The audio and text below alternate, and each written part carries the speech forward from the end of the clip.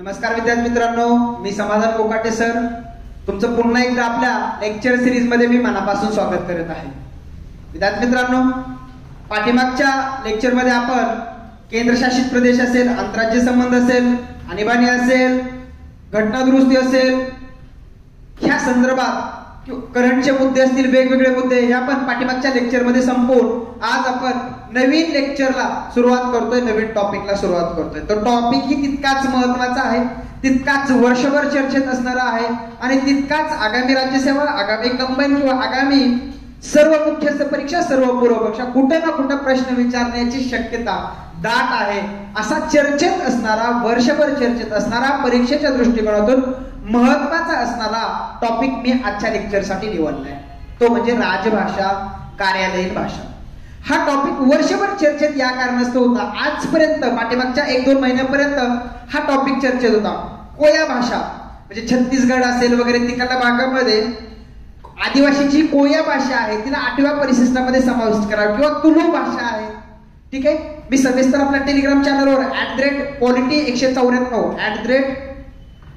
@polity 194 @polity 194 @polity 194 ह्या Telegram चॅनलवर ही सविस्तर मी टाकलेच आहे. म्हणजे कोया भाषा असेल, एक नाही तुलू भाषा असेल, याचा 8व्या परिशिष्टामध्ये समावेश करा, यासाठी वेगवेगळ्या पद्धतीने तिकडे मागणी होत आहे. किंवा मध्यंतरी आपले अमित शहा म्हटले होते की हिंदी राष्ट्रभाषा व्हावी वगैरे, आणि मग त्याचा उमटलेले पडसाद असतील. याच्या माध्यमातून भाषा हा चॅप्टर वर्षभर चर्चेत होता, येत्या लक्षामध्ये. म्हणून आज आपण भाषा चॅप्टरच्या संदर्भामध्ये A to Z मुद्दे बघणार आहोत. A to Z म्हणजे काय की भारतीय संविधानामध्ये कुठे कुठे भाषे संदर्भामध्ये तरतुदी आहेत. मग त्या 8वं परिशिष्ट असेल, त्या भाग 17 असेल, 343 ते 351 मधली सगळी कलम असेल, किंवा आता इस्रोचे माजी अध्यक्ष कस्तुरीरंजन यांच्या शिफारशीनुसार आलेलं शैक्षणिक धोरण 2019 असेल, त्याच्यामध्ये त्रिभाषा सूत्र लागू करा या संदर्भामध्ये काही त्यांनी शिफारशी केल्या होत्या. त्यानंतर मग त्या आपल्याला बघायचे त्रिभाषा सूत्र काय होतं, त्रिभाषा सूत्राची गरज काय, त्रिभाषा सूत्राचे फायदे काय, त्रिभाषा सूत्राचा अंमलबजावणीतले अडथळे काय, या संदर्भामध्ये त्रिभाषा सूत्राचा अभ्यास करायचा आहे. आणि त्यानंतर आता मराठीला अभिजात भाषा, एक नाही अभिजात भाषेचा दर्जा मिळावा यासाठी तुम्ही रंगनाथ पटारे समिती स्थापन केली होती. मग म्हणून तुम्ही अभिजात भाषा, मग आतापर्यंत 2006 म्हणजे 2000 आतापर्यंत 19-20 पर्यंत ज्या काही 6 अभिजात भाषा आहेत, त्या 6 अभिजात भाषा, मग अभिजात भाषेला अभिजात भाषेचा दर्जा देण्यासाठी हे 2004 पासून आले, 6 पासून ही सुरुवात झालेली आहे. मग त्यासाठी कुठले निकष आहेत, मराठी संदर्भात रंगनाथ पटारे समितीचा अहवाल काय होता, त्यानंतर फडणवीस साहेब ज्यावेळेस मुख्यमंत्री होते त्यानंतर त्यांनी मराठी भाषा विद्यापीठ स्थापन करण्याची घोषणा केली होती. आणि कालपर्यंत 2 दिवसापूर्वी लोकसत्ताला आलं होतं की सरकार चालढकल करतंय हे भाषा विद्यापीठ स्थापन करण्याच्या संदर्भामध्ये. म्हणजे वर्षभर तुम्हाला अपडेट या टॉपिकने दिलेत, राजभाषा या चॅप्टरनं. याच्या संदर्भामध्ये असणारी इत्थंभूत माहिती किंवा सुप्रीम कोर्ट, हायकोर्ट, आता सुप्रीम कोर्ट याचे निकाल जे काय आहेत किंवा याचं कामकाज हे केवळ इंग्रजीमधून चालेल, जोपर्यंत संसद कायदा करेल तोपर्यंत. इतर कामकाज असेल, निर्णय असेल, हे सगळं. पण 2016 याच्यामध्ये बदल केला. रंजन गोगोई यांच्यानुसार एक सॉफ्टवेअर विकसित केलंय आणि त्यानुसार काय बदल केले तिथे सुद्धा एक प्रश्न विचारू शकतो. म्हणजे वर्षभर तुम्हाला परीक्षेच्या संदर्भामध्ये महत्वाचे मुद्दे या चॅप्टरने पुरवले सगळे घेणार आहे मित्रांनो. A पासून Z पर्यंत टोटली प्रत्येक एरियाज ऑफ क्वेश्चन याच्यावर मी घेणार आहे लक्षामध्ये. आणि आलेल्या आयोगाचे प्रश्न सुद्धा मी घेणार आहे मित्रांनो. आजपर्यंत तुम्ही जर माझे जुने लेक्चर्स आपल्या ऍपवर व्यवस्थित पद्धतीने पाहिले असतील तर तुम्हाला बघितलं मी प्रत्येक चॅप्टरचं करंट घेतलंय, जिथं जिथं जे जे चर्चेत आहे ते मी सगळं घेण्याचा प्रयत्न केलेला आहे मित्रांनो. येतं लक्षामध्ये. चला मग आज आपण सुरुवात करूया. याच्या संदर्भामध्ये असणारे बेसिक मुद्दे सुद्धा घेऊ आपण. इंट्रोडक्टरी मध्ये बघा बेसिक मुद्दे, बेसिक मुद्द्याच्या अनुषंगाने हेही बघा काय बेसिक मुद्दे आहेत त्याच्या संदर्भामध्ये. बघा राजभाषा हे 2 हे घेतो, म्हणजे कुठं कुठं काय बाबा नेमकं काय आहे, काय आली राजभाषा चॅप्टर, काय बाबा कशा संदर्भामध्ये, संविधानामध्ये कुठं कुठं उल्लेख आहे वगैरे, कुठं कुठं उल्लेख आहे 8वं परिशिष्ट. म्हणजे ह्या राजभाषेचा किंवा अधिकृत भाषेचा उल्लेख संविधानामध्ये कुठं आहे? 8व्या परिशिष्टामध्ये. अजून कुठं आहे रे? भाग 17 मधील कलम 343 ते 351. 8व्या परिशिष्टामध्ये वेगवेगळ्या तुम्ही भारतात विविध हेतूने वापरल्या जाणाऱ्या निरनिराळ्या भाषा. कारण जर असं विचारलं की भारताची राष्ट्रभाषा कुठली, भारताची राष्ट्रभाषा कुठली, तर हिंदी आहे का? भारतामध्ये कुठंही एका भाषेला स्थान देण्यात आलेलं नाही किंवा राष्ट्रभाषेचा दर्जा भारतामध्ये अजूनही कोणत्याही भाषेला देण्यात आलेला नाही. तर भारतामध्ये 22 भाषांना सारखाच दर्जा आहे. त्या 22 भाषा 8व्या परिशिष्टामध्ये नमूद आहेत. ज्यावेळेस धोरणकर्त्यांच्या समोर देशाला एक राष्ट्रभाषा असावी असा ज्यावेळेस संविधानकारांच्या समोर प्रश्न आला, हा सगळ्यात मोठा अवघड प्रश्न होता. कारण देश हा भाषिक विविधतेने नटलेला आहे आणि या देशामध्ये एका भाषेला सर्वोच्च स्थान देणं ही अडचण संविधानकारांसमोर होती. म्हणून संविधानकारांनी देशामध्ये जे काही 91% लोक बोलत असलेल्या मूळ संविधानामध्ये 8व्या परिशिष्टामध्ये 14 भाषा आणि आता सध्या 22 भाषा, म्हणजे ह्या 22 भाषा आपल्या देशातील जवळपास 91% लोक बोलतात आणि त्यातली 45 ते 46% लोक हे हिंदी भाषा बोलतात. म्हणून आर्टिकल 343 सब क्लॉज 1 मध्ये संघराज्यीय कामकाजाची भाषा ही काय व्हावी? हिंदी व्हावी अशी संविधानकारांनी तरतूद करून ठेवली. त्या लक्षामध्ये म्हणजे अशा प्रकारामध्ये किंवा इथूनही पुढे महात्मा गांधीजींनी सुद्धा देशाला राष्ट्रभाषा असावी या संदर्भामध्ये तरतूद केली होती. हिंदुस्थानी असं त्यांनी सुचवलं होतं. बघा पुढं, म्हणजे हा प्रश्न किंवा हे उत्तर किंवा हे अशा प्रकारचं स्वातंत्र्यानंतरच प्रश्न उद्भवला की काय राजभाषा असावी. पण ज्यावेळेस ब्रिटिशांचा काळ होता, स्वातंत्र्याच्या अगोदर ज्यावेळेस भारतामध्ये ब्रिटिश होते, त्यावेळेस अशा प्रकारे राजभाषेच्या संदर्भामध्ये कोणतीही चर्चा नाही घडून आली. का नाही चर्चा घडून आली? कारण ब्रिटिशांचं जे काही कार्यालयीन कामकाज होतं, ब्रिटिशांचं जे काही प्रशासकीय कामकाज होतं, विधिमंडळीय कामकाज होतं, हे केवळ कशातून चालायचं मित्रांनो? इंग्रजीमधून चालायचं. म्हणून भारतामध्ये भाषेच्या संदर्भामध्ये तेवढं ब्रिटिशांच्या कालावधीमध्ये चर्चा नाही झाली. कारण एकच भाषा होती. देशामध्ये एकात्मता टिकवणं किंवा ह्या संदर्भामध्ये एकच भाषा होती, इंग्रजी भाषा. सगळं कामकाज इंग्रजी भाषेमधून. म्हणून भाषेच्या मागण्या, आपल्या भाषेबद्दल असणारी आपुलकी किंवा जे काही प्रेम असेल ते स्वातंत्र्यानंतर उफाळून, म्हणजे स्वातंत्र्य मिळाल्यानंतर उफाळून आलं. आणि तेच आपल्याला पुढे बघायचंय. त्याच्याच तरतुदी, त्याचाच पडसाद भविष्यामध्ये अजून जास्त उमटू नये. हे कलम 1 मध्ये मी डिटेल्स बघितलं तुम्हाला, से पोट्टू श्रीराम लो वगैरे, त्या संदर्भामध्ये मी तुम्हाला व्यवस्थित सांगितलं. तेच परत स्वातंत्र्यानंतर होऊ नये म्हणून संविधानकारांनी ही राजभाषा हा विषय अतिशय संवेदनशीलपणे हाताळला. याच्या लक्षामध्ये देशाची, म्हणजे देश स्वतंत्र झाला तर इंग्रजी सहजासहजी जाणार नव्हती.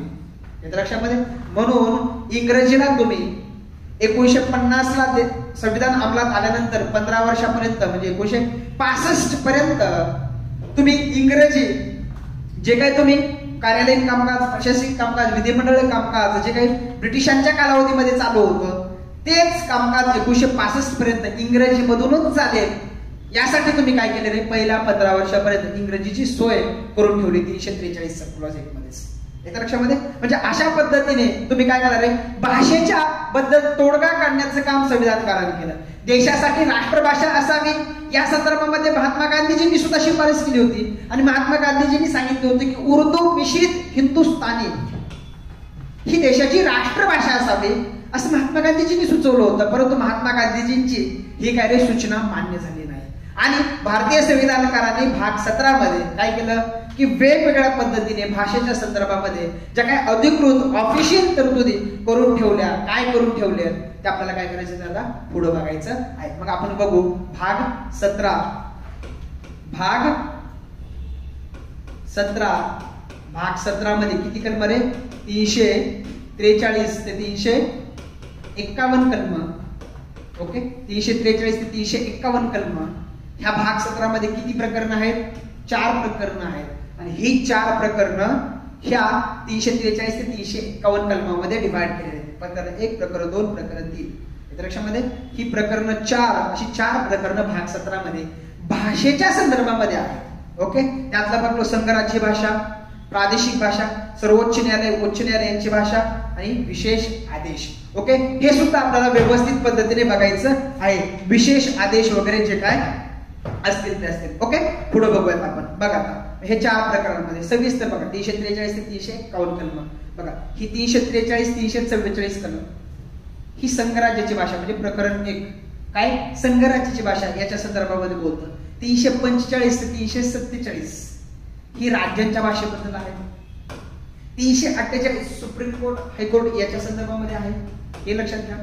349 ह्या भाषेच्या संदर्भामध्ये कायदा कसा केला जाईल या संदर्भामध्ये आहे.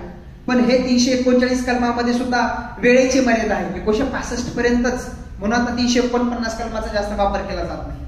350 ही विशेष निर्देशक आहे. ही 4 350 350A 350B आणि 351 ही 4 विशेष निर्देशक आहेत. ही 4 विशेष निर्देशक संविधानामध्ये किंवा भाग 17 मध्ये टाकण्याचा उद्देश एवढाच होता की देशामधील भाषिक अल्पसंख्याक लोक असतील किंवा हिंदी भाषेचा विकास असेल यासाठी तरतूद करणं काय असेल, यासाठी ही 4 स्पेशल डिरेक्टिव्ह तुम्ही काय केले केंद्र सरकारसाठी टाकलेले आहेत. ओके, बघूयात आपण हे पुढं. हे सगळं आपल्याला बघायचं आहे मित्रांनो. ही सगळी कलम सुद्धा तुम्हाला व्यवस्थित पद्धतीने माहिती. पाठीमागच्या कंबाईन पूर्व परीक्षेला ही कलम 4 कलम अशी दिली होती, 4 तरतुदी अशा दिल्या होत्या आणि त्याच्यामध्ये चुकीची जोडी शोधा असं म्हटलं होतं. त्यांनी काय केलं होतं की ही जे काही 347 कलम आहे, ओके सॉरी 348 कलम आहे, हे कलम राज्यामध्ये टाकलं होतं आणि राज्याचं 345 कलम सुप्रीम कोर्ट हायकोर्ट यांना दिलं होतं आणि हे 2 जोड्या त्यांनी चुकवल्या होत्या. संघराज्याची भाषा आणि इतर भाषा काय केलं होतं त्यांनी किंवा 351 हे 2 जोड्या पेर त्यांनी व्यवस्थित दिल्या होत्या आणि ह्या 2 जोड्या चुकवल्या होत्या. म्हणून मित्रांनो हे सगळे कलम मी व्यवस्थित पद्धतीने डिटेल्स पद्धतीने इथं घेण्याचा त्यासाठीच प्रयत्न केलाय की काय व्यवस्थित पद्धतीने. आणि हे कलम प्रत्येक कलम प्रकरण 1 हे प्रकरण 2 हे प्रकरण 3 आणि हे प्रकरण 4 अशी 4 प्रकरणं आपल्याला सविस्तर बघायचे आणि हे 4 प्रकरणं बघितल्यानंतर आपल्याला इतर मुद्दे सुद्धा कव्हर करायचे. इतर मुद्द्यामध्ये त्रिभाषा सूत्र असेल, ठीक आहे, 8 शेड्यूल असेल, 8वं शेड्यूल असेल किंवा अभिजात भाषा असेल, याच्या संदर्भामध्ये असणारे करंट इश्यू असतील आणि याच्या संदर्भामध्ये आलेले आयोगाचे प्रश्न असतील. ह्या सगळ्याच्या अनुषंगाने मित्रांनो आपल्याला राजभाषा चॅप्टर A to Z मुद्दे आपल्याला याच्यामध्ये कव्हर करायचे. ओके, शेवटपर्यंत व्यवस्थित पद्धतीने तुम्ही व्हिडिओज बघा. व्हिडिओज बघत असताना मायक्रो नोट्स काढा आणि एका बसनीमध्ये हा व्हिडिओ व्यवस्थित पद्धतीने समजून घ्या. नाहीतर उठतोय बाहेर गेलाय आलाय असं नका करू, सिरियसली घ्या. याच्यावरती खूप प्रश्न आलेत. राज्यसेवा मेन्स 2019 ला प्रश्न आहे, वन सेवा मेन्स 2019 ला आहे, कंबाईन 2018-19 ला याच्यावर प्रश्न आहे. सगळीकडे प्रश्न आहेत. कंपल्सरी एकाड एक केलं तर कुठं ना कुठं वर्षभरात 1-2 प्रश्न या टॉपिकवर येतात. याच्या लक्षामध्ये, म्हणून हा टॉपिक तेवढा महत्वाचा आहे. म्हणून हा टॉपिक आणि वर्षभर चर्चेत आहे. कुठेही कसाही प्रश्न विचारला जाऊ शकतो. म्हणून याच्यामध्ये मी 100% मुद्दे कव्हर करण्याचा प्रयत्न केलेला आहे मित्रांनो. याच्या लक्षामध्ये हे सगळे मुद्दे आपण काय करू याच्यामध्ये कव्हर करण्याचा काय करू रे प्रयत्न करू. ओके, बघू आता आपण प्रकरण 1 2 3 4 असं सुरुवात करू. प्रकरण 1 काय आहे मित्रांनो? प्रकरण 1 काय आहे? संघराज्याची भाषा. त्याच्यामध्ये आपल्याला काय बघायचं 343 344. प्रकरण 2 प्रादेशिक भाषा 345 346 आणि 347. हे 347 कलम सुद्धा महत्वाचा आहे कारण 347 कलम राज्यांना स्वतःची राज्यभाषा ठरवण्यासाठी केंद्र मदत करू शकतं राज्यांना, आहे की नाही. आणि केंद्राचा हस्तक्षेप इतर राज्यांमध्ये सुद्धा आहे 347 कलमानुसार. तेही 347 कलम बघायचंय. ओके, त्यानंतर प्रकरण 3 ठीक आहे 348 कलम, परत 349 कलम ठीक आहे. याच्या संदर्भामध्ये कायदा करण्याचा संसदेचा अधिकार आणि हे विशेष निर्देश 350 350A 350B आणि हे 351.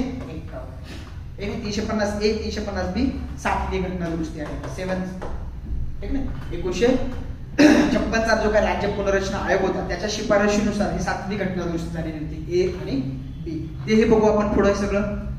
त्यात आपण टप्प्याटप्प्याने काय करू रे प्रकरण 1 प्रकरण 2 प्रकरण 3 आणि प्रकरण 4 असं टप्प्याटप्प्याने बघू आणि त्यानंतर आपण सगळे इतर मुद्दे सुद्धा काय करू रे व्यवस्थित पद्धतीने कव्हर करू. ओके, आता बघा आपण प्रकरण 1 सुरुवात करू. ओके, बघा प्रकरण 1 संघराज्याची भाषा.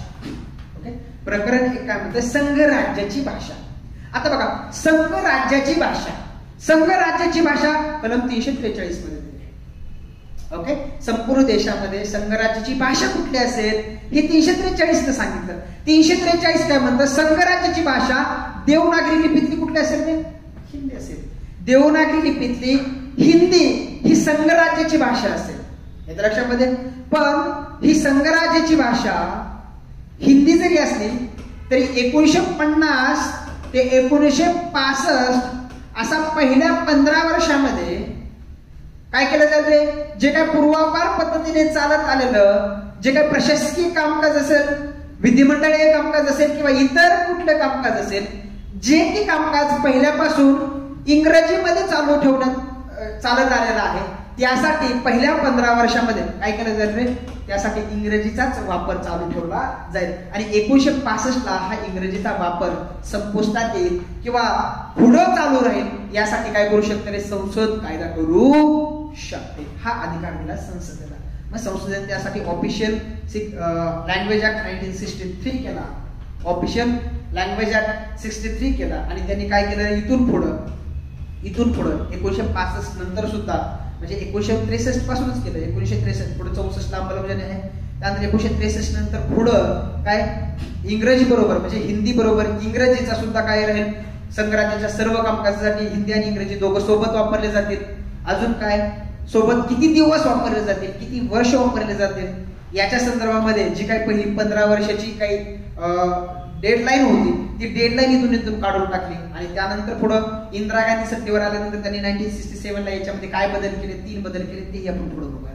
ओके, पण लक्षात घ्या 1965 ला एकतर इंग्रजीचा वापर 1965 ला संपुष्टात येईल किंवा तिथून पुढे चालू राहील यासाठी काय केलं, संसद कायदा करेल किंवा ते संपुष्टात सुद्धा आले. लक्षात घ्या मित्रांनो, 1965च्या अगोदरच ज्यावेळेस लाल बहादूर शास्त्री 64 त्यांचा मृत्यू आहे, पण ज्यावेळेस लाल बहादूर शास्त्री पंतप्रधान झाले त्यावेळेस त्यांनी हिथं इंग्रजीचा वापर संपुष्टात आणून हिंदी ही देशाची राष्ट्रभाषा व्हावी यासाठी त्यांनी प्रयत्न केले होते. पण त्यांच्या प्रयत्न किंवा त्यांनी असा कायदा करण्याच्या किंवा त्याचं विधेयक आणण्याच्या ते प्रयत्नात असतानाच दक्षिणेकडल्या राज्यानं त्यांना खूप मोठ्या प्रमाणावरती विरोध केला. काय विरोध केला बघा, उत्तरेकडची राज्य कशी आहेत रे, हिंदी भाषिक, सगळीच्या सगळी राज्य, उत्तरेकडची सगळी कुठली भाषिक राज्य आहेत, हिंदी भाषिक राज्य आहेत. आणि दक्षिणेकडची राज्य ही भाषिक बहुविध आहे. येत्या लक्षामध्ये वेगवेगळ्या राज्यामध्ये वेगवेगळ्या भाषा बोलल्या जातात. कुठं तमिळ आहे, केरळ, कुठं मल्याळम आहे, वेगवेगळ्या भाषा आहेत. येत्या लक्षामध्ये. म्हणून दक्षिणेकडल्या राज्यांना असं वाटलं की जर इथं इंग्रजी भाषा जर संपुष्टात आली तर हिंदी भाषिक राज्य आपल्यावरती काय करतील रे, वर्चस्व गाजवतील.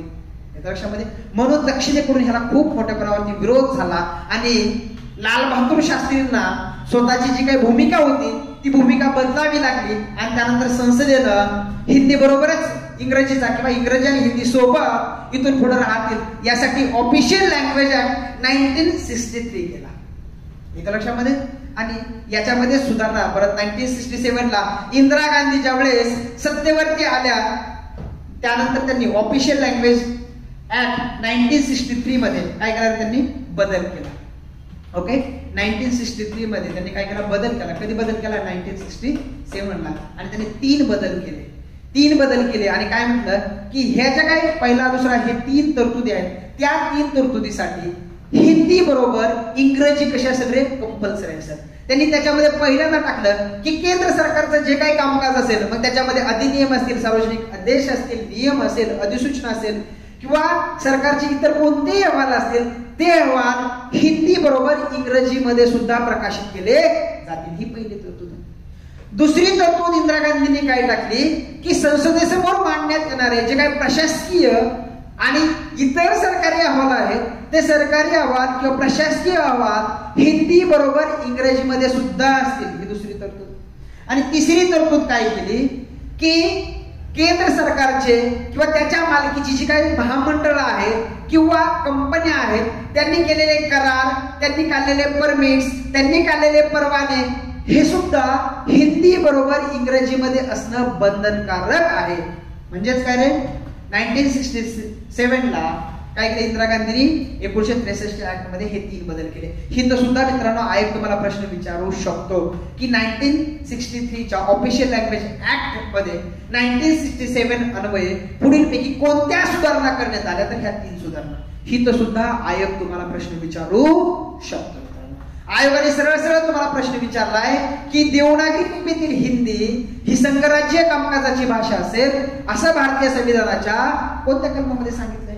343 कलम. 343 सब क्लॉज 1 कलम याच्यामध्ये सांगण्यात आलेलं आहे मित्रांनो. येतं लक्षामध्ये हे सगळं कलम 343 कलम. आय होप तुम्हाला व्यवस्थित पद्धतीने समजलं असेल. बघा, मात्र घटनेच्या देवनागरी लिपीतील हिंदी असेल मात्र घटनेच्या प्रारंभापासून म्हणजे 15 वर्षापर्यंत म्हणजे 1965 ते 1950 ते 1965 पर्यंत सरकारी प्रयोजनासाठी इंग्रजीच्या वापराला काय असेल रे? परवानगी असेल. पण हा 15 वर्षाचा जो काही काळ आहे, ह्या 15 वर्षाच्या काळामध्ये इंग्रजी बरोबर हिंदीच्या वापराला राष्ट्रपती काय करू शकतात रे?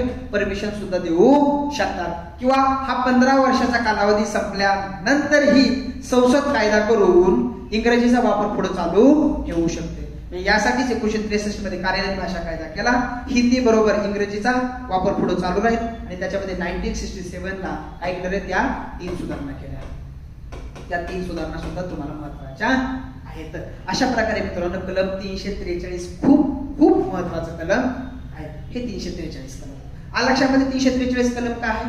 ओके, हे व्यवस्थित पद्धतीने बघून घ्या. खूप किचकट आहे पण मला जेवढं सोपं करता येईल तेवढं मी इथं सोपं करण्याचा प्रयत्न केलेला आहे. आता आपण बघू 344 कलम. 344 कलम काय आहे बघा? ह्या राजभाषेसाठी, ठीक आहे, ह्या राजभाषेसाठी एक आयोग आणि एक समितीची तरतूद केली. एक आयोग असेल आणि एक समिती असेल, ठीक आहे नाही. ह्यासाठी 344 कलम आहे. तो आयोग एक अध्यक्ष आणि 8 सदस्य यांचा मिळून बनलेला असेल. ह्याच्यामध्ये 8 सदस्य कुठले असतील? जे काय 8व्या अनुसूचीमध्ये, ओके, 1+ इतर सदस्य होते. ते इतर सदस्य कुठले असतील की 8व्या सूचीमधल्या ज्या काय 22 भाषा आहेत त्या सगळ्या भाषांचं प्रतिनिधित्व करणारी लोक ही सदस्यीय बॉडीमध्ये असतील आणि त्याचा अध्यक्ष असेल. असा तो काय करेल? आयोग स्थापन केला जाईल आणि हा आयोग राष्ट्रपतींना शिफारशी करेल. आता हा आयोग राष्ट्रपतींना कशाच्या संदर्भामध्ये शिफारस करेल रे? हिंदी भाषेचा वापर. देशामध्ये जास्तीत जास्त कशा प्रकारे हिंदी भाषेचा वापर केला जाईल यासाठी हा आयोग कुणाला शिफारशी करेल रे? राष्ट्रपतींना. सर्व किंवा काही कामकाजांसाठी इंग्रजी भाषेच्या वापरावरती काय निर्बंध घातले जाऊ शकतील का? किंवा न्यायालयीन प्रयोजनाकरता जी भाषा वापरली हिंदी किंवा न्यायालयीन प्रयोजनाकरता इंग्रजी सोडून इतर भाषा वापरता येऊ शकते का? किंवा संघराज्य व त्याच्या राज्यामधल्या जी काय व्यवहाराची भाषा आहे ती व्यवहाराची भाषा 346 कलम काय सांगतं की जी काही संघराज्य व राज्य यांच्यामधली व्यवहाराची भाषा पूर्वापार चालत आलेली इंग्रजीच असेल असं 346 कलम सांगतं. मग याच्यामध्ये काय बदल केला जाऊ शकतो का? याच्यामध्ये काय बदल होईल का? या संदर्भामध्ये शिफारशी करण्याचं काम हा आयोग कोणाला करेल रे? राष्ट्रपतींना करेल. आणि हा राष्ट्रपती या शिफारशी काय करेल रे? संसदेमध्ये मांडण्याचं घडवून आणेल. पण ह्या शिफारशींची परीक्षण करण्यासाठी, ह्या शिफारशींवरती विचार विनिमय करण्यासाठी एक आयोग स्थापन केला जाईल. त्या आयोगाला काय काम दिलं जाईल की ज्या ह्या आयोगाने राष्ट्रपतींना दिलेल्या शिफारशी आहेत त्या शिफारशींचं परीक्षण करणं, त्याच्यावरती तोडगा सुचवणं, त्या कशा प्रकारे अंमलात आणल्या जातील याच्या संदर्भामध्ये मार्गदर्शक सूचना देणं, यासाठी एक काय केले जाईल रे? संसदीय समितीची स्थापना केली जाईल. आणि ह्या संसदीय समितीमध्ये 30 सदस्य असतील आणि हे 30 सदस्य त्यामध्ये 20 सदस्य लोकसभेमध्ये निवडून दिले जातील आणि 10 सदस्य काय असतील राज्यसभेमधून निवडून दिले म्हणजे राज्यसभेमधून पाठवले जातील. एकल संक्रमणी मत वगैरे जे काय असेल ते त्यानुसार काय रे 30 सदस्यांची नियुक्ती त्या संसदीय समितीवरती होईल आणि ही संसदीय समिती राष्ट्रपतींना ह्या आयोगाने दिलेल्या अहवालाचं काय करेल रे? परीक्षण करेल आणि राष्ट्रपतींना काय करेल रे? शिफारशी सुचवेल. येत्या लक्षामध्ये. अशा प्रकारचा पहिल्यांदा आयोग आणि पहिल्यांदा समिती कधी स्थापन केली गेलेली, अशा प्रकारचा आयोग 1955 बीजी खेर यांच्या अध्यक्षतेखाली स्थापन केला. त्याने 1956 अहवाल दिला. हे सगळं महत्वाचं आहे. आणि समिती 1957 स्थापन केली आणि त्या समितीचे अध्यक्ष होते गोविंद वल्लभ पंत. येत्या लक्षामध्ये. पण ऍक्च्युली अशा प्रकारचा घटनात्मक तरतुदीला अनुसरून आयोग 1960 स्थापन झाला होता. हे लक्षात ठेवा मित्रांनो. हे 344 मी खूप सोपं केलंय, मुद्देसूद पद्धतीने तुम्हाला करून मांडण्याचा प्रयत्न केलेला आहे. हे ऍक्च्युली खूप म्हणजे खूप याच्यामध्ये किचकट दिलेलं आहे. 343 कलम समजलं. 344 कलम आयोग आणि संसदीय समितीची स्थापना आहे. ओके. आयोग काय करेल, ह्या भाषेसाठी राष्ट्रपतींना शिफारशी करेल आणि त्या शिफारशीचं परीक्षण करण्यासाठी संसदीय समिती असेल. ओके. मग ती संसदीय समिती 1957 गोविंद वल्लभ पंत, हा आयोग 1955 बीजी खेर. हे एवढं सगळं महत्वाचं आहे मित्रांनो. येत्या लक्षामध्ये. लक्षात येईल. जाऊ पुढे मी प्रकरण 2 कडे जातो. प्रकरण 2 बघा. प्रादेशिक भाषा किंवा राज्यांच्या राजभाषा. आता आपण संघ राज्याची बघितली, केंद्र सरकारची बघितली, संपूर्ण देशासाठीची बघितली. काय असेल हे 343 क्लॉज 1 बघितला आपण, 343 बघितला आपण. आता 344, 345, 346, 347 बघू. राज्यांच्या भाषा याच्या लक्षामध्ये किंवा प्रादेशिक भाषेच्या बाबतीमध्ये भारतीय संविधानामध्ये काय तरतुदी करून ठेवलेल्या आहेत या आपण कुठे बघू आता 345, 346 आणि 347 मध्ये बघू आपण. ओके. बघा 345 कलम काय सांगतो की राज्याची राजभाषा कोणती असेल, राज्याची राजभाषा. मग कोणते राज्य असेल, महाराष्ट्र असेल. जशी देशामध्ये 28 घटक राज्य आहेत.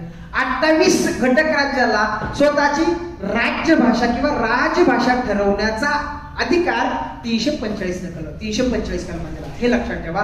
ही संकल्पना ही तर क्लिअर करून घ्या की देशामध्ये 28 घटक राज्य आहेत. ती घटक राज्य एखाद्या भाषेला स्वतःच्या राज्याची राजभाषा म्हणून दर्जा देऊ शकतात आणि हा अधिकार त्यांना भारतीय संविधानाच्या कलम 345 ने दिला आहे.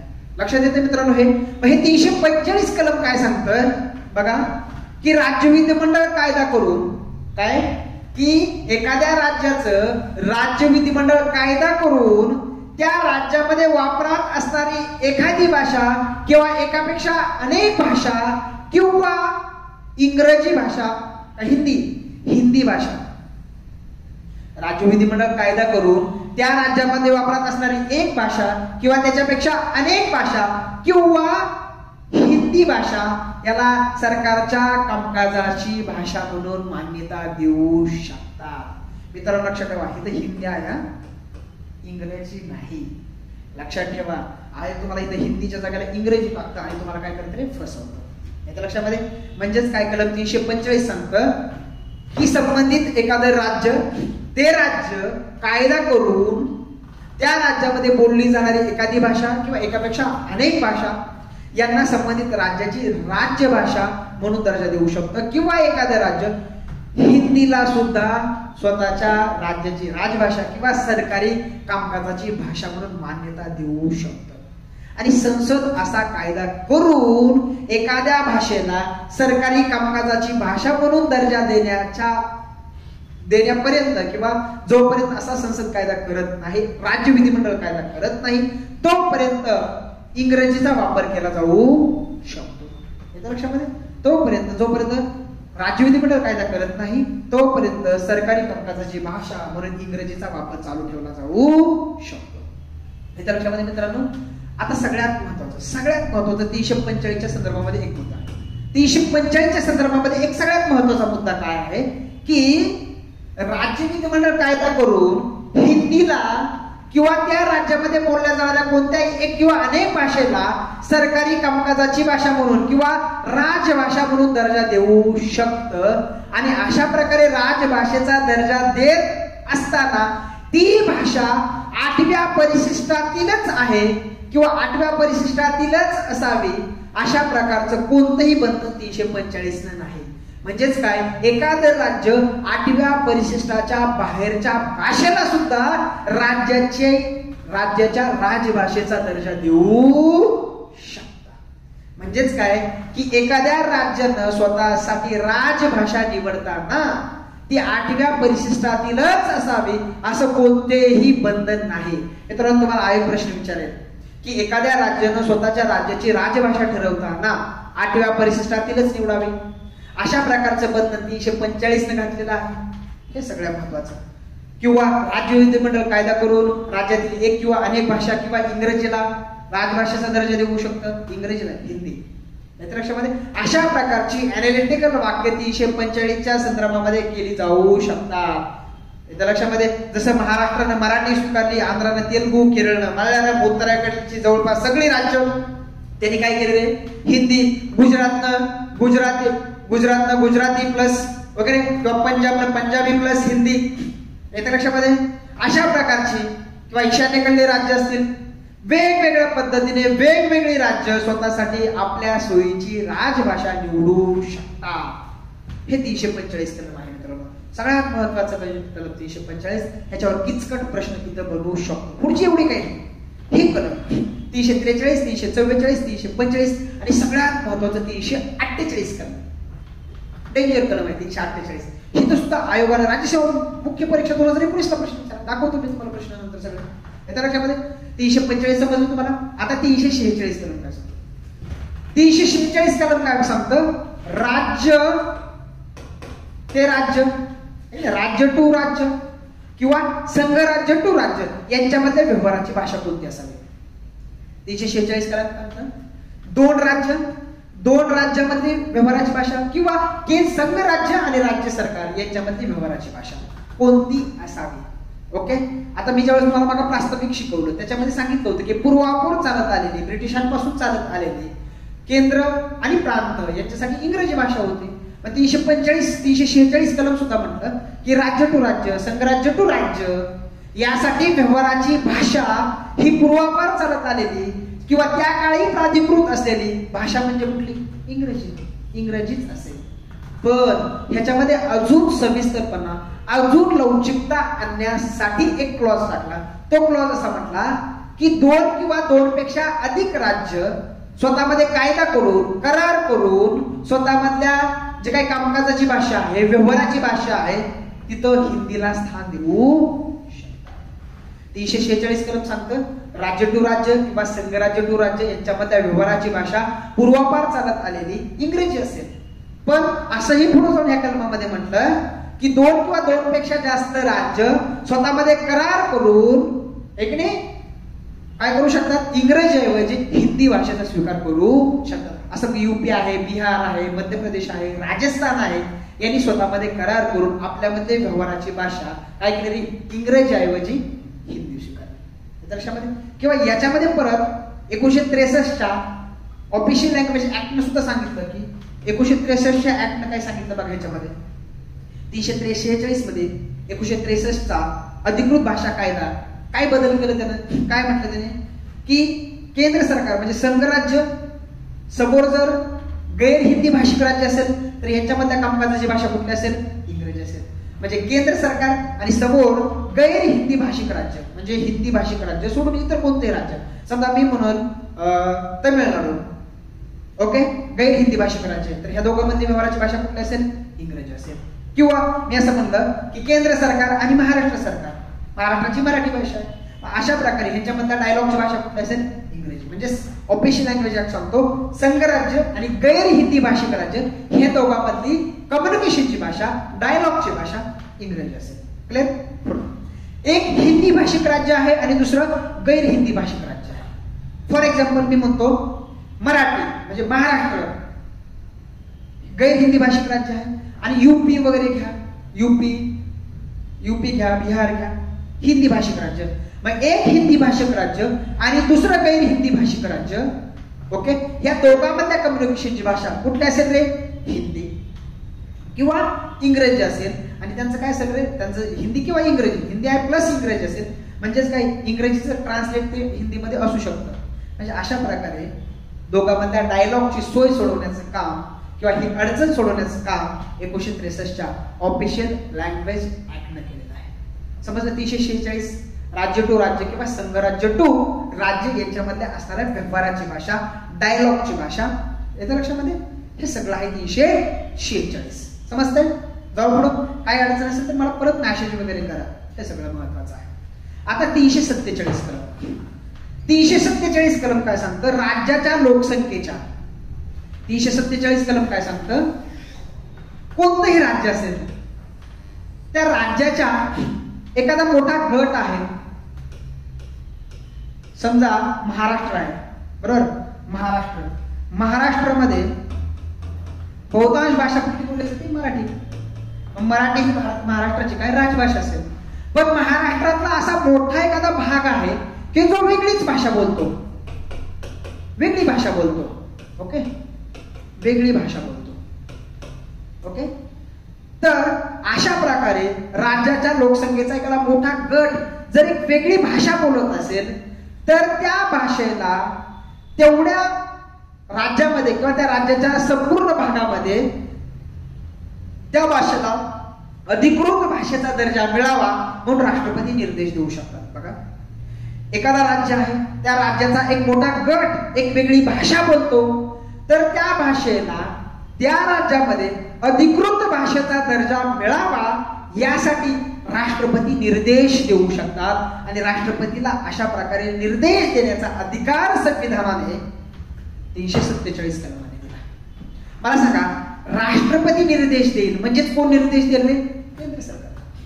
येत्या लक्षामध्ये, म्हणजेच राज्याची अधिकृत भाषा ठरवण्यामध्ये केंद्र सरकारचा हस्तक्षेप कलम 347 नुसार. म्हणून राज्याची अधिकृत भाषा ठरवण्याच्या कामामध्ये केंद्र सरकार हस्तक्षेप करू शकतं. हे वाक्य बरोबर आहे मित्रांनो, कलम 347 नुसार. येत्या लक्षामध्ये. मला सांगा, 347 कलम संविधानामध्ये टाकण्याचा उद्देश काय असेल? काय उद्देश असेल 347 कलम टाकण्याचा? 347 कलम टाकण्याचा एकच उद्देश आहे मित्रांनो, इथं भाषिक अल्पसंख्याक लोक यांच्या हितसंबंधाचं संरक्षण करणं. राज्यातील भाषिक अल्पसंख्याक लोक, संविधानाने खूप मोठ्या प्रमाणावरती काळजी घेतली मित्रांनो की देशामधली भाषिक अल्पसंख्याक लोक आहेत यांना सुरक्षेचं वातावरण निर्माण करण्याचं खूप मोठं संरक्षण भारतीय संविधानाने करून ठेवलंय. ज्यावेळेस तुम्ही बघितलं, मी तुम्हाला घटना निर्मिती हा चॅप्टर शिकवला, त्यावेळेस मी तुम्हाला नेहरू रिपोर्ट शिकवला, ह्यांनी मांडलेला उद्दिष्टाचा ठराव पंडित जवाहरलाल नेहरूंनी जो काही संविधान सभेमध्ये मांडला, तो उद्दिष्टाचा ठराव शिकवला. त्या उद्दिष्टाच्या ठरावामध्ये एक वाक्य होतं बघा, आधी मागासवर्गीय, महिला, भाषिक अल्पसंख्याक किंवा इतर जे काही समुदाय आहेत यांच्यासाठी देशामध्ये सुरक्षेचं वातावरण निर्माण केलं जाईल. भाषिक अल्पसंख्याक हायलाइट केलं होतं. मग त्यासाठी तुम्ही बघा ना, भाषिक किंवा धार्मिक अल्पसंख्याक लोक आहेत यांच्यासाठी देशामध्ये सुरक्षेचं वातावरण निर्माण केलं जाईल. याच्या कशामध्ये ह्या तरतुदी उद्देश ठरावामध्ये होत्या. म्हणून संविधानकारांनी खूप मोठ्या प्रमाणावरती ह्या मायनॉरिटीज मधल्या लोकांसाठी तरतुदी करून ठेवण्याची सोय केली. त्यासाठी 350A आहे, 350 कलम आहे, 350A कलम आहे, 350B कलम आहे, 347 कलम आहे.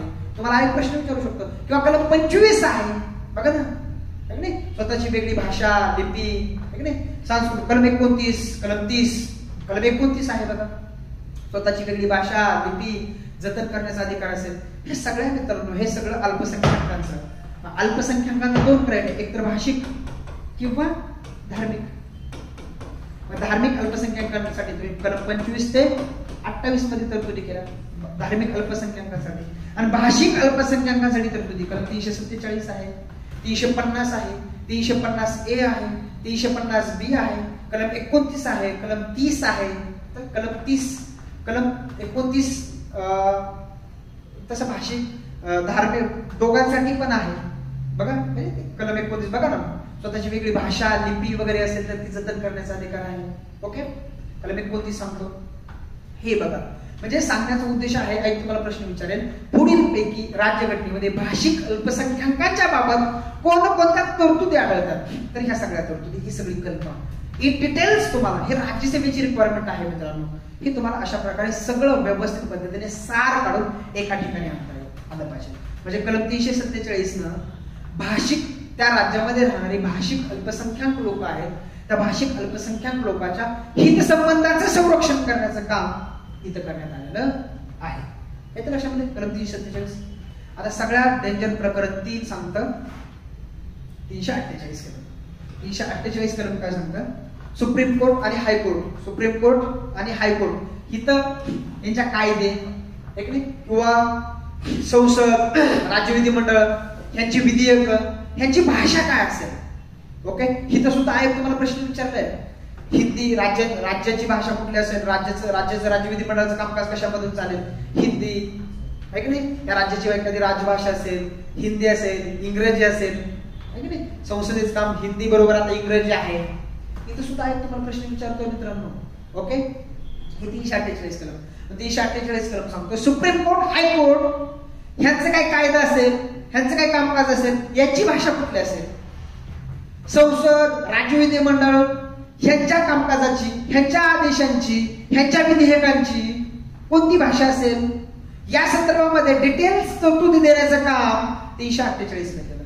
आणि ह्याच्यामध्येच परत तुम्ही सुधारणा आहेत, ह्याच्यामध्ये सुधारणा जुलै 2019 ला याच्यामध्ये सुधारणा आहेत मित्रांनो. 348 कलमामध्ये जुलै 2019 ला सुधारणा आहेत.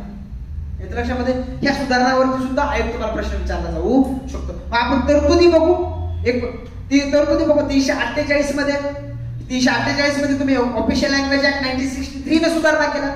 जुलै 2019 ला तुम्ही सुधारणा करता रंजन गोगोई यांच्या संकल्पनेतून. हे आपण बघूयात. आपण याच्या लक्षामध्ये बघूयात आपण इन डिटेल्स मध्ये 348 बघू. इन डिटेल्स मध्ये ही सगळी कलम बघू. कितीही वेळा लागू द्या, कितीही लेक्चर्स लागू द्या, डिटेल्स मध्ये बघू. याच्या लक्षामध्ये बघा. आता ह्याचं पहिलं बघा, सर्वोच्च उच्च न्यायालयाचं सर्व कामकाज काय म्हटलंय की जोपर्यंत संसद कायदा करत नाही तोपर्यंत, जोपर्यंत संसद कायदा करत नाही तोपर्यंत ह्या तरतुदी आणि ह्या तरतुदी ह्या केवळ इंग्रजीमधूनच असतील. ह्या तरतुदी आणि ह्या तरतुदी केवळ कशामधून असतील रे, इंग्रजीमधूनच असतील. कधीपर्यंत, जोपर्यंत संसद कायदा करत नाही तोपर्यंत. काय, सर्वोच्च उच्च न्यायालयाचं सगळं कामकाज कशामधून असेल रे, कशामधून, इंग्रजीमधूनच असेल. याच्या लक्षामध्ये जोपर्यंत संसद कायदा करत नाही तोपर्यंत सर्वोच्च उच्च न्यायालयातील सगळं कामकाज कशामधून असेल रे, इंग्रजीमधून असेल. अजून काय, संसद इथं सर्वोच्च उच्च न्यायालयातील सगळं कामकाज इंग्लिशमधून असेल. संसद तसेच राज्य विधिमंडळातील सगळे विधेयक, सगळं कायदा, राष्ट्रपती, राज्यपालांनी काढलेले अध्यादेश, घटना किंवा कोणत्या घटनेखाली किंवा कोणत्या कायद्याखाली काढण्यात आलेले सगळे आदेश किंवा नियम, विधिनियम, पोटनियम ह्या सगळ्याची भाषा कुठल्या असेल रे, इंग्रजीच असेल. परत एकदा 348 कलम सांगतात जोपर्यंत संसद कायदा करत नाही तोपर्यंत सुप्रीम कोर्ट आणि हायकोर्ट यांचं कामकाज, याची भाषा, संसद, राज्य विधिमंडळ इथे सर्व विधेयक, सगळं कायदा, राष्ट्रपती, राज्यपालांनी काढलेले अध्यादेश, संसद किंवा कोणत्याही कायद्याखाली निघलेले आदेश, नियम, विधिनियम किंवा पोटनियम ह्या सगळ्यांची भाषा कुठली असेल रे, इंग्लिश असेल. याच्या लक्षामध्ये पण ह्याला काही क्लॉज टाकले, ह्याला काय, ह्याच्यामध्ये काही तुम्ही सूट दिली. बघा, सर्वोच्च उच्च न्यायालयाचं सगळं कामकाज जरी इंग्लिश मधून चालत असलं तरी हायकोर्टाच्या बाबतीमध्ये, संबंधित राज्यातल्या हायकोर्टाच्या कामकाजाच्या संदर्भामध्ये तिथल्या राज्यपालांना तिथली राजभाषा याच्यामधून तिथल्या हायकोर्टाचं कामकाज चालेल अशी सोय करण्याचा अधिकार संबंधित राज्याच्या राज्यपालाला आहे. बघा, सर्वोच्च उच्च न्यायालयाचं सगळं कामकाज कशामधून चालेल, इंग्लिश मधून. पण संबंधित राज्याच्या हायकोर्टाच्या बाबतीमध्ये तिथलं जे काही कामकाज आहे ते हिंदी किंवा राज्याच्या इतर अधिकृत भाषेतून चालेल. या बाबतीमध्ये तरतूद करण्याचा अधिकार कुणाला आहे रे, संबंधित राज्याच्या राज्यपालांना आहे. याच्या लक्षामध्ये सुप्रीम कोर्टाच्या बाबतीत काय तरतूद आहे का, सुप्रीम कोर्ट आणि हायकोर्ट याचं सगळं कामकाज इंग्लिश मधून जरी चालत असलं तरी ज्या राज्याचं हायकोर्ट आहे त्या राज्याच्या हायकोर्टाचं सगळं कामकाज हिंदी किंवा त्या राज्याच्या अधिकृत भाषेमधून चालेल. या संदर्भामध्ये संबंधित राज्याच्या राज्यपालाला राष्ट्रपतीच्या संमतीने तरतूद करण्याचा अधिकार आहे मित्रांनो.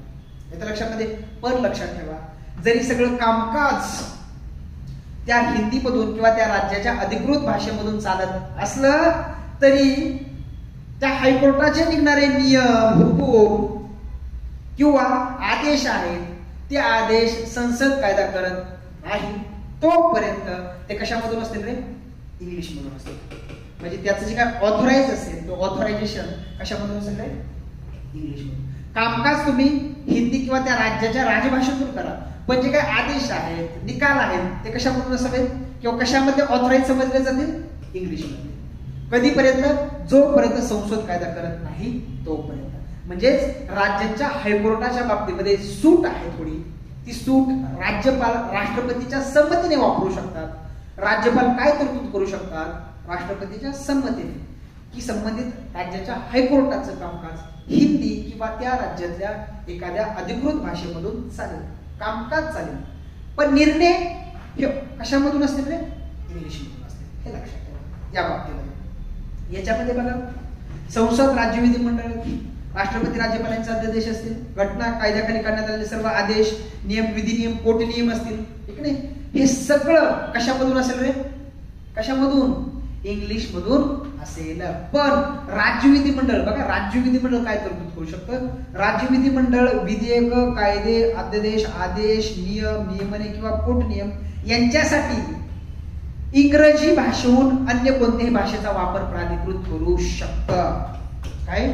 राज्य विधिमंडळ जे काही सगळं कामकाज आहे त्या कामकाजासाठी इंग्रजीहून दुसरी कोणती तरी अधिकृत भाषा काय करू शकतं रे? प्राधिकृत करू शकतं. पण संबंधित राज्यानं हे सगळं आदेश, कायदे, अध्यादेश यांचं कामकाज वेगळ्या भाषेतून केलं तरी चालेल, पण हे ज्यावेळी स्वतःच्या गॅझेटमध्ये प्रकाशित होईल, ते गॅझेटमध्ये प्रकाशित झालेलं तेव्हाच अधिकृत समजलं जाईल जेव्हा ते इंग्लिशमध्ये असेल. याच्या लक्षामध्ये कधीपर्यंत? हे जोपर्यंत संसद कायदा करत नाही तोपर्यंत. म्हणजे कामकाज तुम्ही स्वतः इतर कोणत्याही भाषेतून करा, पण जे काही तुम्ही तुमच्या राजपत्रामध्ये प्रकाशित करत असताना ते ऑथराईज कशामध्ये करा रे? कशामध्ये? इंग्लिशमध्येच. काही इंग्लिशमध्ये. मी तुम्हाला कुठे शिकवलं होतं? हे कुठे शिकवलं होतं? केंद्राच्या संबंधामध्ये. केंद्राचं आणि राज्याचं जे काही सार्वजनिक अभिलेख वगैरे हे आहेत, ह्यांना संपूर्ण देशामध्ये फुलफेत आहे.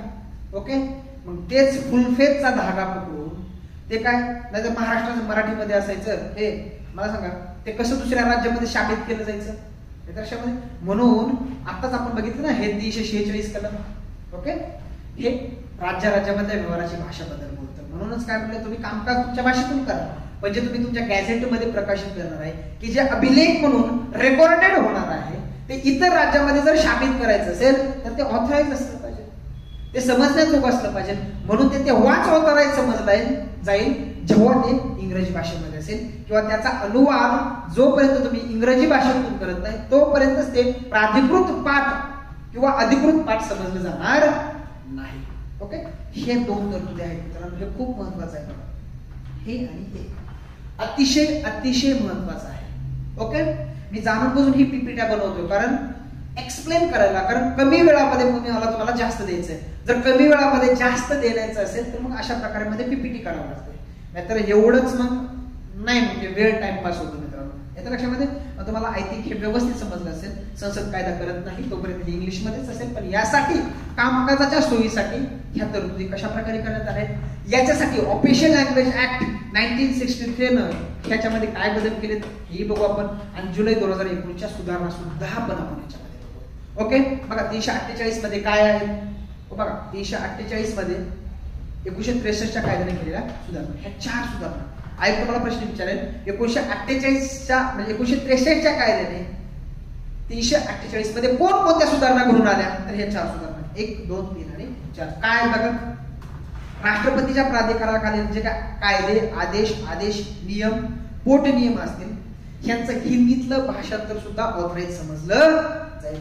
म्हणजे राष्ट्रपतीच्या प्राधिकाराखाली निघणारे जे काय कायदे आहेत, अध्यादेश आहेत, आदेश आहेत, नियमन आहेत, ह्याचं हिंदीतलं ट्रान्सलेटेड, याचं हिंदीतलं भाषांतर हे अधिकृत समजलं जाईल. येत्या लक्षामध्ये हे पहिलं. दुसरं, संसदेमधली जी काही सर्व विधेयक आहेत, संसदेतली सर्व विधेयकाबरोबर त्याचं हिंदी भाषांतर सुद्धा कंपल्सरी असावं. ओके, हिंदीतली जी काही सगळी विधेयक आहेत, जे काही कामकाज आहे, कुठलं संसदेमधली सर्व विधेयक, त्या विधेयकाबरोबर त्याचं हिंदी भाषांतर असावं. तिसरी तरतूद, काही बाबतीत राज्य कायदे व अध्यादेशांचं हिंदीत भाषांतर असावं. काही बाबतीमध्ये म्हटलं की राज्य कायदे असतील, त्यांचे अध्यादेश असतील, त्यांचं हिंदी बरोबर म्हणजे त्याचं इंग्रजी बरोबर हिंदी भाषांतर सुद्धा असावं ही तरतूद केली. राज्यपाल राष्ट्रपतीच्या पूर्वसंमतीने, बघा आपण पाठीमागे बघितलं, राज्यपाल राष्ट्रपतीच्या पूर्वसंमतीने एखाद्या हायकोर्टासाठी हिंदी बरोबरच त्या राज्याची राजभाषा काय करू शकतो रे, अधिकृत करू शकतात. असं म्हटलंय की एखाद्या हायकोर्टाच्या बाबतीमध्ये हिंदी बरोबर इतर त्या राज्यामध्ये जी काही इतर भाषा आहे त्या भाषेला सुद्धा हायकोर्टाच्या कामकाजाची भाषा म्हणून त्या राज्यातला राज्यपाल काय करू शकतो रे, पण राष्ट्रपतीच्या पूर्वसंमतीने ते प्राधिकृत करू शकतो. मग अशा प्रकारे पण त्याचं इंग्लिश भाषांतर असावं हे लक्षात ठेवा. जोपर्यंत संसद कायदा करत नाही तोपर्यंत त्याचं इंग्लिश ट्रान्सलेशन कंपल्सरी आहे. जर इंग्लिश ट्रान्सलेशन कंपल्सरी नसेल तर ते ऑथराईज समजलं जाणार नाही, हे लक्षात येतं. अशा प्रकारची सोय आता युपी मध्ये आहे, मध्य प्रदेशमध्ये आहे, बिहारमध्ये आहे, राजस्थानमध्ये आहे. अशा प्रकारची सोय की तिथल्या हायकोर्टाचं कामकाज हिंदी बरोबर तिथल्या स्थानिक भाषेतून सुद्धा चालतं, येतं लक्षामध्ये. पण त्याचं निकाल वगैरे हे सगळं इंग्रजी ट्रान्सलेटेड असावं तरच ते ऑथराईज समजलं जातील. हे 348 मध्ये येतं लक्षामध्ये. 348 मध्ये 1963 कायद्यामध्ये. आता जुलै 2019 काय बदल आहे बघा. जुलै 2019 मला सांगा, हायकोर्टाच्या बाबतीत तुम्ही तरतुदी केल्या बघा, हायकोर्टाच्या बाबतीत तरतुदी आहे, पण कुठंतरी तुम्हाला सुप्रीम कोर्टाच्या बाबतीमध्ये संसदेने अशी तरतूद केली, तशी तरतूद केली, असं तुम्हाला सुप्रीम कोर्टाच्या बाबतीमध्ये कुठंतरी दिसतं का तुम्हाला? बघा, हायकोर्टाच्या बाबतीमध्ये वगैरे राज्यपालाला तरतुदी करता येतात, 1963 ऍक्ट सांगतोय.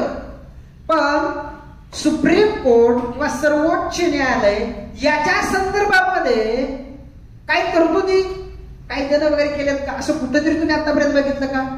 मग हे लक्षात ठेवा, जर संसदेनं आजपर्यंत कोणताही सर्वोच्च न्यायालयाच्या कामकाजाबाबत किंवा सर्वोच्च न्यायालयाच्या भाषेबाबत जर कायदा केलेला नाही तर ते सगळं कामकाज कशामधून चालेल रे? केवळ इंग्लिशमधून चालेल, केवळ इंग्रजीमधून चालेल. हे लक्षात ठेवा. आयोग तुम्हाला म्हणतं हिंदी किंवा इंग्रजी नाही मित्रांनो, केवळ कशामधून? इंग्लिशमधून. काय इंग्लिशमधून? कारण आतापर्यंत संसदेने कोणताही कायदा केला नाही. कारण 348 कलम सांगतं सुप्रीम कोर्ट आणि हायकोर्ट यांचं कामकाज जोपर्यंत संसद कायदा करत नाही तोपर्यंत केवळ इंग्लिशमधून असेल. आतापर्यंत सुप्रीम कोर्टाच्या बाबतीत संसदेने कोणताही कायदा केलेला नाही. ओके, तेच बघा पुढं. पण ह्याच्यामध्ये बघा सुधारणा काय आहे बघा. संसदेने सुप्रीम कोर्टाबाबत हिंदी वापरासाठी अजून कोणतीच तरतूद केली नसल्याने सुप्रीम कोर्ट इंग्रजी भाषेतूनच अर्जावर सुनावणी करेल आणि निर्णय देईल. येतं लक्षामध्ये. पण सुप्रीम कोर्टाच्या बाबतीमध्ये न्यायमूर्ती रंजन गोगोई यांच्या संकल्पनेतून 3 जुलै 2019 मध्ये सुधारणा करण्यात आल्या. काय सुधारणा करण्यात आल्या बघा. सुप्रीम कोर्टाच्या वेबसाईटवर इंग्रजी बरोबर इतर भाषांमध्ये सुद्धा निकाल उपलब्ध करून दिले जातील. सुप्रीम कोर्टाचे जे काही निकाल आहेत ते इंग्रजी बरोबरच इतर प्रादेशिक भाषेमधून सुद्धा उपलब्ध करून दिले जातील. आता इतर प्रादेशिक भाषा ह्या 6 असतील, हेही महत्वाचं आहे मित्रांनो. ते इतर प्रादेशिक भाषा किती असतील? 6 प्रादेशिक भाषा असतील. म्हणजे 3 जुलै 2019 ला याच्यामध्ये सुधारणा केली आणि सांगितलं की सुप्रीम कोर्टाचे निकाल इंग्रजी प्लस इतर 6 प्रादेशिक भाषेमध्ये असतील. त्या 6 प्रादेशिक भाषा कुठल्या? आसामी, कन्नड, तेलुगू, हिंदी, मराठी आणि ओरिया. 1, 2, 3, 4, 5 आणि 6 या 6 भाषेमध्ये सुप्रीम कोर्टाचे निकाल हे हिंदी बरोबरच ट्रान्सलेट केले जातील. ही यासाठी सॉफ्टवेअरची निर्मिती गुगल ट्रान्सलेटरच्या धर्तीवर केली आणि ती सॉफ्टवेअरची निर्मिती ही सुप्रीम कोर्टाच्याच त्या डिपार्टमेंटने केलेली आहे. हे लक्षात ठेवा. ही संकल्पना ही रंजन गोगोईंची आहे. ओके, कोणकोणते खटले हे इंग्रजी बरोबर हिंदीमध्ये यांचे निकाल परीक्षण केले जातील. भाषेच्या संदर्भात काय खटले असतील? कामगार, भाडे, जमीन, फौजदारी, कौटुंबिक, वैयक्तिक, धार्मिक किंवा ग्राहक संरक्षणाच्या संदर्भामध्ये जे काही खटले असतील ते खटले आता इंग्रजी बरोबर ह्या 6 प्रादेशिक भाषेमध्ये सुद्धा ट्रान्सलेट करून सुप्रीम कोर्टाच्या वेबसाईटवर प्रकाशित केले जातील. हे महत्वाचं आहे. 3 जुलै 2019 ची सुधारणा आहे. इथं सुद्धा एक तुम्हाला प्रश्न विचारला जाईल आणि ही सुधारणा अशा प्रकारची संकल्पना रंजन गोगोई यांनी मांडलेली होती डिटेल्स मध्ये, हे सगळ्या बाबतीमध्ये कुठेही कसाही प्रश्न विचारू द्या. लक्षात येते मित्रांनो. पुढे आपण बघूयात आता कलम 349. खूप महत्वाचं आहे कलम 349. कलम 349 बघा, भाषा विषयक जे काही विशिष्ट कायदे करण्याकरता जी काही विशिष्ट कार्यपद्धती आहे त्या संदर्भामध्ये बोलतोय. ओके, जे काही कलम 349 काय आहे की भाषाविषयक विशिष्ट कायदे करण्याकरता विशेष कार्यपद्धती, म्हणजे भाषेबाबत जर कायदे संसदेने करायचे असेल तर त्या संदर्भामध्ये संसदेने काही प्रोव्हिजन्स वापरल्या पाहिजेत या संदर्भामध्ये 349 बोलतं.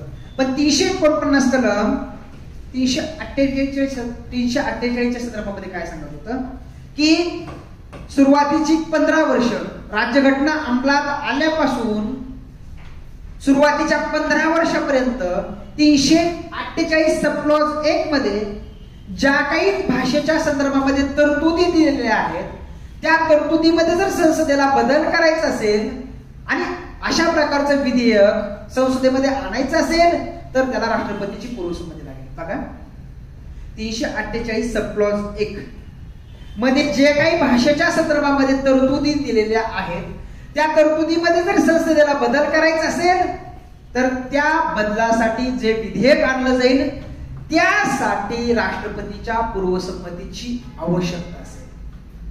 348 सब क्लॉज 1 मध्ये ज्या काही भाषेच्या संदर्भामध्ये तरतुदी दिलेल्या आहेत त्याच्यामध्ये जर संसदेला बदल करायचा असेल तर राष्ट्रपतीची पूर्वसंमती आवश्यक असेल. पण हे काय 15 वर्षापर्यंत राज्यघटना अंमलात आल्यापासून 15 वर्षांपर्यंतच. आता राष्ट्रपतीची पूर्वसंमती नाही घेतली तरी चालेल. 349 याच्याविषयी बोलत होतो. आता 349 दुसऱ्या भागात काय म्हणतं 344. बघा 344 कलम काय सांगतात, स्थापित आयोगाच्या शिफारशी व समितीचा अहवाल विचारात घेतल्याशिवाय राष्ट्रपती अशा कोणत्याही विधेयकाला मान्यता देणार नाही. आता बघा मला सांगा 343 आणि 344 याच्या 348 आणि 344 याच्या संदर्भामध्ये काय बोलतं 349 कलम बोलतं. 349 काय म्हणतं 348 कलमामध्ये ज्या काही तरतुदी दिलेल्या आहेत त्या तरतुदीमध्ये जर तुम्हाला बदल करायचा असेल तर त्या संदर्भामध्ये तुम्हाला काय लागेल रे राष्ट्रपतीची पूर्वसंमती. आणि राष्ट्रपती अशी पूर्वसंमती देण्या अगोदर काय करतील रे संसदीय आयोगाच्या शिफारशी आणि त्या समितीचा अहवाल विचारात घेऊनच राष्ट्रपती काय करतील रे अशा बाबतीमध्ये परमिशन देतील. हे 349 कलम आहे. ओके, एवढं काही जास्त हे काही महत्वाचं नाही पण 349 कलम लक्षात ठेवा. हे एक बाजू आणि ही एक बाजू, म्हणजे अशी शिफारस राष्ट्रपती संमती देण्याच्या अगोदर काय करतील रे 344 नुसार जो काय आयोग स्थापन झाला होता, जी काही समिती स्थापन झाली होती तिचा मत किंवा तिचा अहवाल विचारात घेतल्याशिवाय राष्ट्रपती याला पूर्वसंमती देणार नाही. एवढं हे 349 कलम आहे. आता आपण 350 बघा, ही चार निर्देशक. ओके, 4 निर्देशक महत्वाची आहेत. ओके, 4 निर्देशक महत्वाचे आहेत. 4 निर्देशक शेवटचे 4 निर्देशक. ओके, 4 निर्देशक बघा 350 कलम 350 350 350 351 ह्याच्यावरती राज्यसेवेला प्रश्न आला होता सरळ. हे 4 निर्देशक सुद्धा महत्वाचे आहेत. हे 4 निर्देशक टाकण्याचं कारण एवढंच आहे, उद्देश एवढाच होता की भाषिक अल्पसंख्याकांना संरक्षण द्यावं आणि हिंदी भाषेच्या विकासासाठी तरतुदी करता याव्या. यासाठी ही 4 म्हणजे स्पेशल निर्देशक किंवा विशेष निर्देशक संविधानामध्ये टाकण्याचा एवढाच उद्देश की भाषिक अल्पसंख्याक लोकांच्या हितसंबंधाचं संरक्षण करावं किंवा हिंदी भाषेला जे काही हिंदी भाषेच्या विकासासाठी प्रोव्हिजन्स करता याव्यात केंद्र सरकारला. यासाठी काय आहे ह्या 4 तरतुदी आहेत.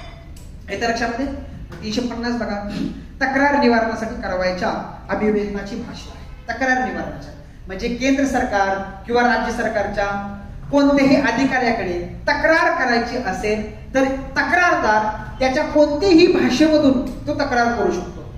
एक अधिकृत भाषा नाही म्हणून त्याची ती तक्रार फेटाळली जाऊ शकत नाही.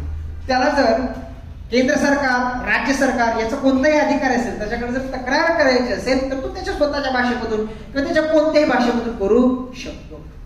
तक्रार ऐकून घेणारी लोक जे कोणी तिथले अधिकारी आहेत ती तरतूद एका विशिष्ट अधिकृत भाषेमध्येच असायला हवी म्हणून ती तरतूद फेटाळू शकत नाही. तर 350 सांगतात. 350A आणि 350B हे सुद्धा भाषिक अल्पसंख्याक लोकांसाठीच आहे. 350A सांगतो की प्राथमिक स्तरावर मातृभाषेतून शिक्षणाची सोय, म्हणजे प्रत्येक राज्याने प्राथमिक स्तरावर मातृभाषेतून शिक्षण उपलब्ध करून दिलं पाहिजे. त्यासाठी राष्ट्रपती निर्देश देऊ शकतील. हे 350A आहे. 7व्या घटनादुरुस्तीत 350B भाषिक अल्पसंख्याक समाजातील 350B सांगतो भाषिक अल्पसंख्याक समाजाकरता विशेष अधिकारी असेल आणि तो विशेष अधिकारीची नेमणूक राष्ट्रपती करतील आणि राष्ट्रपतींना तो वेगवेगळ्या मुद्द्यावरती भाषिक अल्पसंख्याकांसाठी वेगवेगळ्या सुविधा, वेगवेगळ्या घटनात्मक तरतुदी किंवा वेगवेगळ्या उपाययोजना सुचवण्यासाठी राष्ट्रपतींना काय करेल, तो भाषिक अल्पसंख्याक तो काय विशेष अधिकारी राष्ट्रपतीला शिफारस करेल आणि राष्ट्रपती ह्या शिफारस संसदेसमोर मांडेल किंवा संबंधित राज्यापुढे मांडण्यासाठी मांडण्याचं राष्ट्रपती घेऊन. हे दोन्ही सुद्धा कलम 350A 350B हे दोन्ही कलम काय रे 7व्या घटनादुरुस्तीत टाकले. 351 हे हिंदी भाषेच्या विकासासाठी निर्देशक आहे. हिंदी भाषेच्या विकासासाठी किंवा हिंदी भाषेचा विकास एवढा केला जावा. 351 कलम सांगतं की हिंदी भाषेचा प्रचार वाढवणं असेल किंवा हिंदी भाषेचा प्रसार वाढवणं असेल किंवा हिंदी भाषेचा एवढा विकास घडवून आणा की हिंदी भाषा सर्व भाषांचं किंवा जे काही माध्यम आहे, संमिश्र माध्यम आहे, ते हिंदी मधून किंवा भारताच्या संमिश्र संस्कृतीच्या सर्व घटकांना अभिव्यक्तीचं माध्यम म्हणून हिंदी भाषेचा वापर करता यावा. एवढा तुम्ही हिंदी भाषेचा विकास करा अशा प्रकारची प्रोव्हिजन्स काय रे 351 कलमामध्ये दिलेले आहेत. येत्या लक्षामध्ये मित्रांनो, म्हणून ही 4 प्रोव्हिजन्स सुद्धा तुम्ही व्यवस्थित पद्धतीने लक्षात ठेवा. आतापर्यंत मित्रांनो काय बघितलं आपण, हे सगळं बघितलं बघा. आतापर्यंत आपण प्रकरण 1 343 344 बघितला, प्रकरण 2 345 346 347 349 बघितलं, प्रकरण 3 348 बघितलं आणि प्रकरण 4 मधलं 350 350A 350B आणि 351 हे असं सगळं बघितलं. आता मित्रांनो उर्वरित पाठ त्रिभाषा सूत्र असेल, अभिजात भाषेचा दर्जा असेल किंवा इतर काही महत्वाचे चालू घडामोडीच्या संदर्भामध्ये इश्यू असतील आणि आयोगाचे आलेले प्रश्न असतील हे आपण दुसऱ्या लेक्चरमध्ये घेऊ. Okay, thank you very much.